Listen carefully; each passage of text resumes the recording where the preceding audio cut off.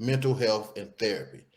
And I hate to just put that on you, but the stigma is that we're not um, accepting of mental health and therapy. And I wanted to ask you guys why. Uh, we got a special guest tonight, Booty Face Johnson. Why don't you start us off? He shaved his beard off and he gonna try to sit back all deep and hide. No, no, no, bro. Let's see it, Booty Face. Listen, I'll be back, boy. 5 days. I'll be back, boy. I'm just trying to correct the error that happened. I won't name the culprits involved in the case. It's equal responsibility for the incident. But the question was, no, Shirley, no, that's not funny. What the hell are you, Shirley? No, no. No. So again, you said about the mental health accountability and therapy, right? Mhm. So what's the stigma of all surrounding it, right? Yes, All with right. us in particular, black men. Okay, one, the way we raised up, I tell you all the time, we're raised up almost like pit bulls. We were once taught to be without emotions. We're taught to be tough, not to cry, be strong, especially around other men. You don't want to show any vulnerability. And then you get to a certain age now, everyone's the trendy thing is telling us to just throw all of that out of the window. But we've been operating that way for so long. So, I think the biggest issue with men is feeling safe. You know, that's a big thing. So a lot of times a man will get closer to a woman and you'll see him get wiser, you'll see him soften up because he got with a woman who made him feel safe enough to open up and tackle some of the things he might have inside, right? So then, especially I can say for myself, I spent so much time in my life just surviving day to day. I think black men have so much responsibility on them. Some are overcoming childhood traumas. They day to day surroundings. A black male may come up in a house, whether it's a broken house, whether it's substance abuse. Man, he grows up with a handicap on him anyway. So I just think black men have so much that they have to unpack when they get older, because day to day, the average black man has so much that he has to endure or he carries with him. And that Denzel quote of pain is passed down from a father to a son. I do think that is big. It took me a long time to get old enough to recognize some things that even if it was right or wrong, I was doing certain things because it was kind of instilled in me, whether it's conscious or subconscious. So I just think it's about how we were raised. We were taught to operate. And once you get into a place where you get a little older and feel safe enough to unpack it, I think you would change. But, the man's biggest issue, he's supposed to be the protector. He's supposed to be strong. We ain't come up soft. So that ain't something we're going to unpack easily. Okay, I think you gave me a textbook answer, but I want to know why you don't go. Why I don't go to therapy? Yes, and what's your issue with the mental health and how you feel about it? Because what I'm seeing now, I honestly see right now, we start getting tender and we start opening up and talking about feelings, and now you have a whole generation of men where I see so much feminization involved that I don't know, man. I think if I went to therapy, it'd probably be with another guy. I'll probably have to have a male, a black male, somebody who can relate to me. I think addressing your feelings or talking about it, therapy could be good.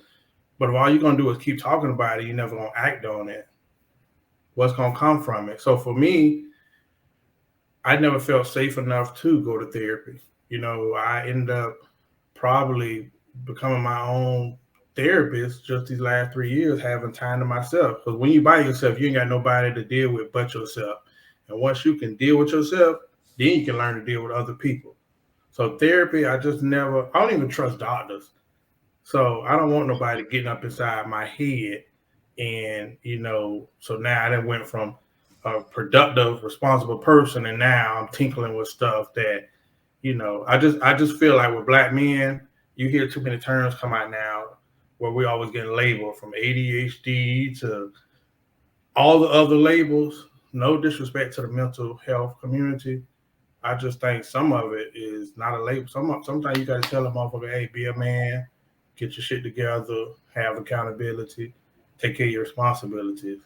And ain't, oh, he can't do it because he has this syndrome. Nah, I think we'll have time or luxury to be putting more handicaps on us.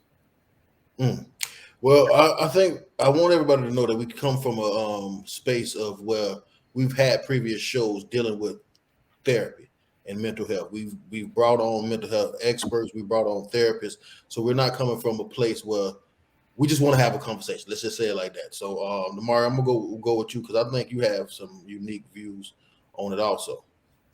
Yeah, I don't trust it. I don't believe in it. And I don't think it works. And that's coming from a person who say, like, one of my closest friends is therapist. My wife's best friend is therapist. So I'm around therapists all the time. I'm a factual based person. And I feel like the perception or what therapy is supposed to give me is a way out, right? It's supposed to give me a deeper understanding, an outlet, and to help me understand. Well, I understand. Life ain't fair, and neither is favor. So I'm gonna spend less time sitting on the couch talking to somebody about issues and try to spend more time praying, for one, about me finding a way to solve issues for people. I believe that men are solvers. I believe that in our life that we're not gonna have it easy. It's never said, it never was promised in nowhere that it was gonna be easy.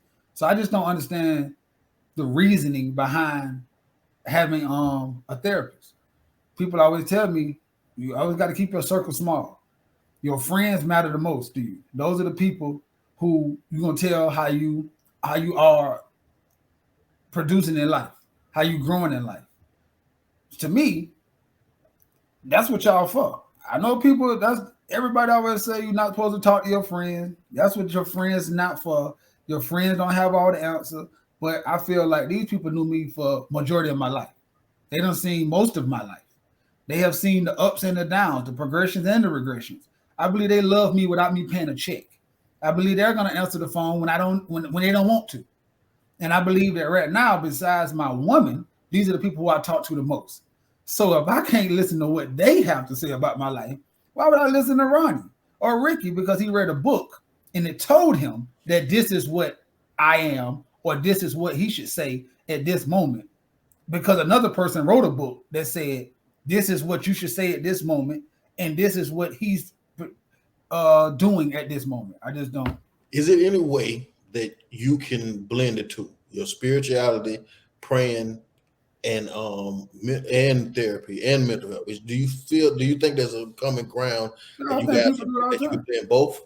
I think people do it all the time. I'm just telling you that I don't believe it. Like right now, I believe that, like, we do that every day. People act like we don't do that every day. Like they say have faith, but at the end of the day, I go to work and have faith in the boss that they're gonna pay me at the end of the week. So I'm saying, like, I learn how to just do all my. I don't just do what I want in life. So I understand that. I'm just saying, anytime I ask a therapist, tell me honestly, what will I get out of therapy? The first thing they say to me is what I put into it.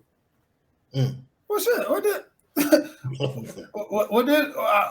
What damn? Well, so hold on. So the expert tells me I only get what I put into it. Well, but they say the same thing about faith, huh? Right. So then, if I tell you, but I tell you this, whether you believe in it or not, that doesn't mean something doesn't exist. So right now, Chris existed. When you die, go on. And when your daughter tells the story about Chris, they could choose not to believe that Chris was here. That doesn't mean that you wasn't. That's what faith is.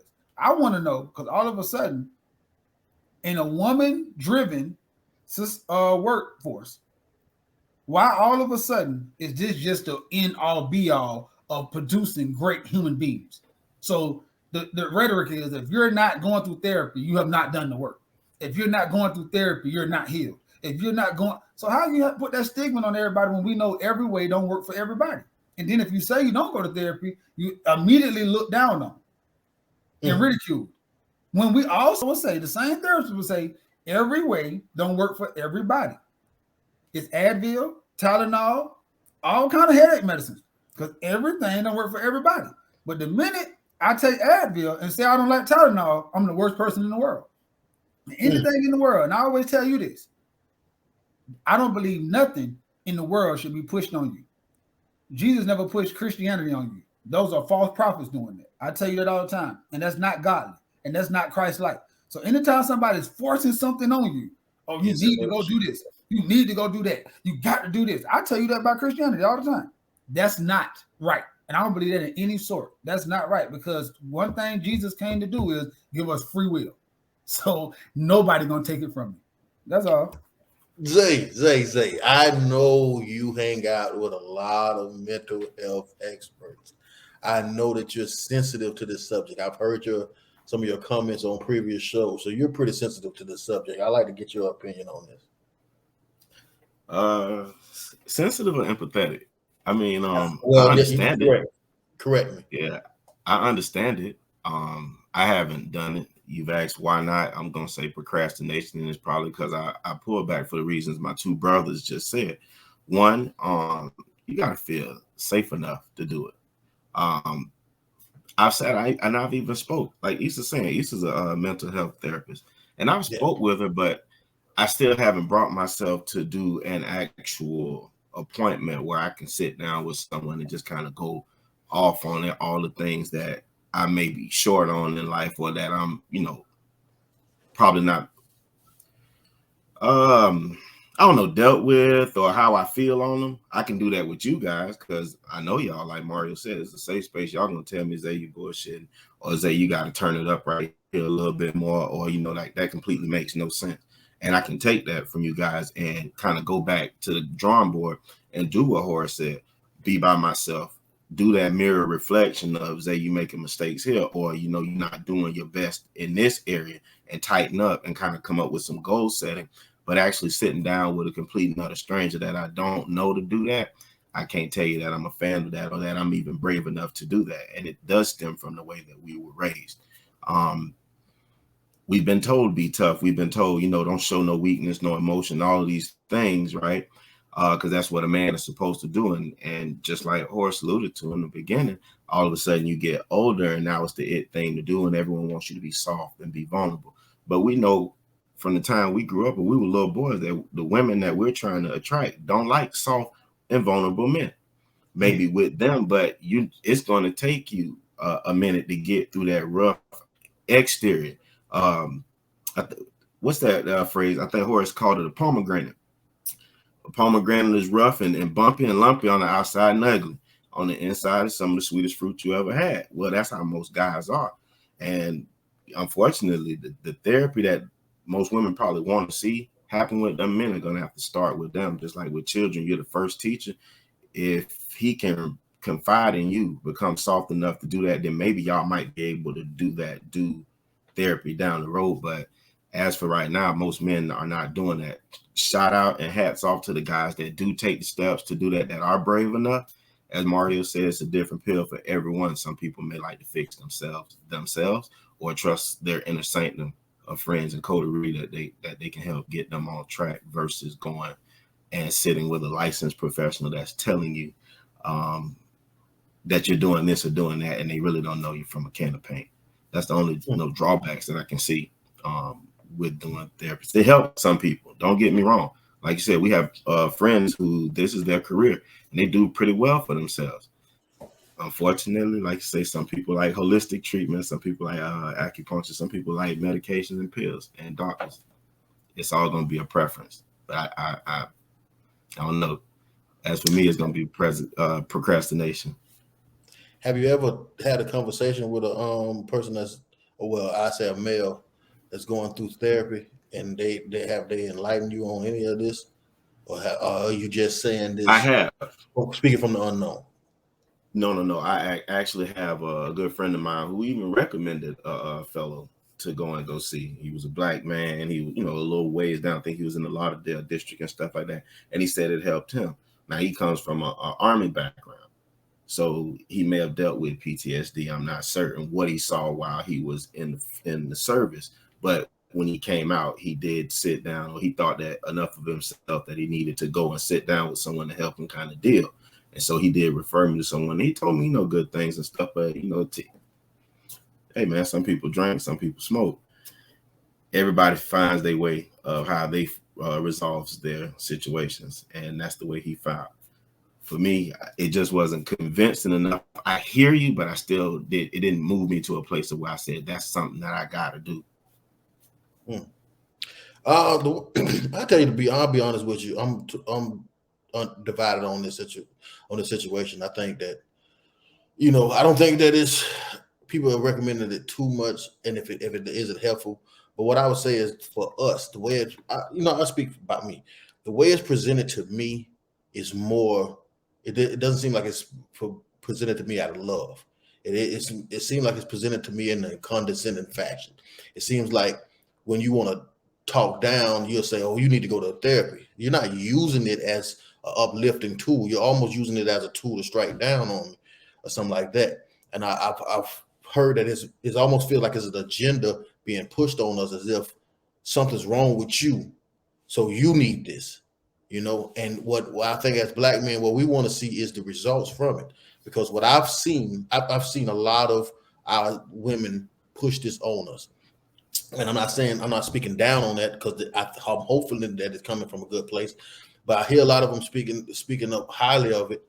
And what I see comes from it is a lot of self-love. And I believe in that. I'm starting to believe that self-love is one of the biggest, most dangerous drugs that that has been created. That overly self-love. If you love yourself too much, how can you share some of that love with someone else? And I'm not seeing the product of therapy coming back into the community and loving, being more loving, being more accepting, being more gracious. But I would love to, hopefully Issa one day will grace us with her presence, and we can have a deeper conversation about this. But I must move on. The next conversation is this: what is